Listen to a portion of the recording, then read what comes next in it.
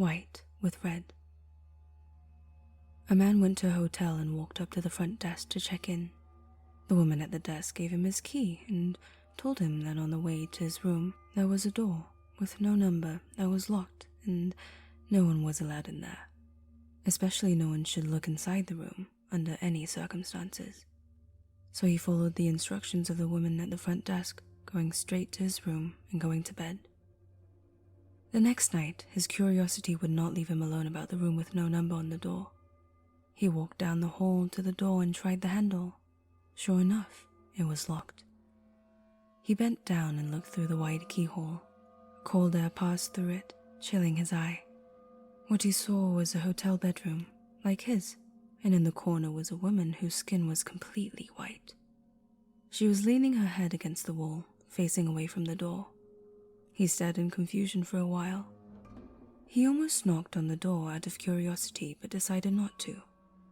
This disinclination saved his life. He crept away from the door and walked back to his room. The next day, he returned to the door and looked through the wide keyhole. This time, all he saw was redness. He couldn't make anything out besides a distinct red color, unmoving. Perhaps the inhabitants of the room knew he was spying the night before and had blocked the keyhole with something red. At this point, he decided to consult the woman at the front desk for more information.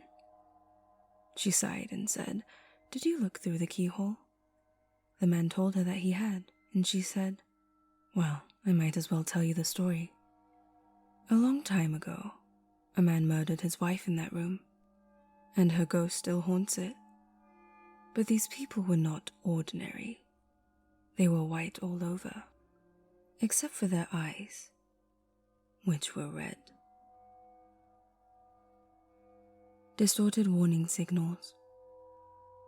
When I got the first one, I was literally seconds away from stepping onto the plane when a call from unknown blared from my cell phone. It was a ringtone I hadn't heard before, one I was pretty sure hadn't come with a phone. Normally, I wouldn't have stopped to answer it, but I was expecting a call about a job I had interviewed for the previous week. I took a deep breath in and accepted the call. "Hello? Do not get on the plane." A woman's voice, garbled and strange, as if her vocal cords had been shredded and she was trying desperately to choke out speech. Despite the unnerving, fractured quality of her voice, her tone was insistent and eerily calm. Then the call ended. I froze. I had always had a slight phobia of air travel, and something about this call just... There's no way I was about to get on a 7-hour flight now. I turned around and headed toward the food court. I'd just get another flight later in the afternoon, I figured. I watched from the airport Starbucks 3 hours later as every TV in the terminal lit up with the crash footage of the plane I should have been on. No survivors, not a single one. I tried to trace the call, so did the police, but there was nothing to trace. There was no evidence my phone had ever received a call around that time. They analyzed phone records, incoming and outgoing communication to my phone. Nothing. I wasn't making it up. I couldn't have been. That wasn't the only call. Throughout the years, they were few and far between, but always right. And I always listened. Do not go on that blind date tonight. 5 months later, my would-be date was convicted of killing 4 women, all with my hair color and build. Found them in a shallow grave about 250 feet from the diner he offered to take me to. Do not drive to the concert tonight. 18-wheeler lost control and plowed into a line of cars. Every driver crushed. Every driver killed. In the stretch of freeway I would have been driving down. No matter if I got a new phone, if I moved across the country, the calls would still come. I could almost feel the presence of whatever it was, whatever it is, watching over me. I imagined being at the bottom of the freezing ocean, still trapped into my coach section plane seat, or being in that mass grave across from the diner, or watching an 18-wheeler skidding toward my car, knowing my death was imminent, and I'd get this tightness in my chest. I'd think about how thin that line was, how close I'd gotten. If I hadn't had a job interview I was waiting to hear back from, I'd have never listened to that first call, and that would be it for me. It always felt like something was coming for me, but there was always this fractured, warped voice with these calls that never seemed to exist after I heard them, self-destructing warning signals rotting away before my eyes, and I was alive. I had a bad feeling about this cruise. I had planned it as a girls' week out with some of my old friends from college, and was looking forward to a week in the tropics in the dead of winter, but part of me could almost sense that the call was coming. Maybe I'd watched Titanic one too many times, but there was a little nagging fear from the start. I hoped it would be fine, but I knew that if something was going to happen, I'd get the call. I'd know. Now, a week before I'm set to go on the cruise, after stepping into my apartment after returning from dinner with a friend, I notice my cell has a message from unknown.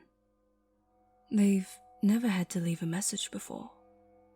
Haven't checked it all night. Damn it, and I had really wanted to go on that cruise too. Oh well, not worth whatever horrific fate awaits me in that cold, dark ocean. I click play message and feel my stomach drop as I listen to the voice, sounding horrifically distorted, as if it emanates from a throat slashed to ribbons, crackling with more urgency than ever before. I look around my apartment as the voice on the phone repeats the same phrase over and over again.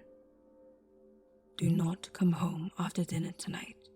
Do not come home after dinner tonight. Do not come home after dinner tonight. Holder of song. In any city, in any country, go to any mental institution you can get yourself to. When you reach the front desk, ask to visit the holder of song. You will be guided to a single door leading to a long, winding staircase. It will seem to take you up higher than the building should stand. There will be a door at the top of the stairway that opens into a dim hall. Heat will wash over you. Proceed down the hall, and at one point it will suddenly get much colder. When this happens, you must stand perfectly still and make no sound. If you hear a baby crying, turn around and run away. The baby's cry will follow you. If you hear it for the rest of your life, you're lucky, for when it stops, your firstborn child has died. If there's no cry and the heat returns, proceed to the door at the end of the hall. Open it. The room will be awash in green light. In the center will be an old woman, turning a music box that produces no sound. Her legs have both been severed at the knees. When you speak to her, you must look her in the eyes. She hides a spear fashioned from the bones of her legs, and if you break eye contact, she will impale you and leave you in agony to bleed to death. She will respond to only one question.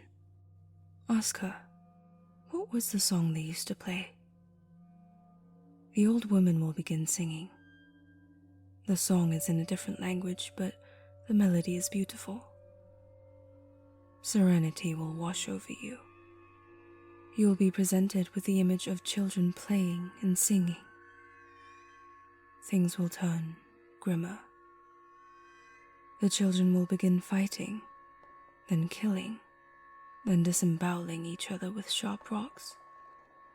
The image will continue of children spreading death and destruction more horrific than you could ever have dreamt.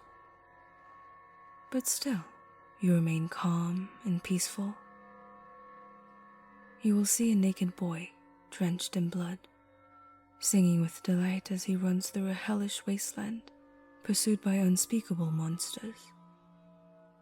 They find him and mutilate him utterly.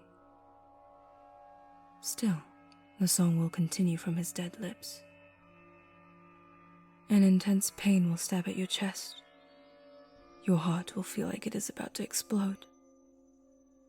But still, you must not break eye contact with the old woman. If you do, an exploding heart would become your happiest dream. If you don't shift your gaze, the pain will cease.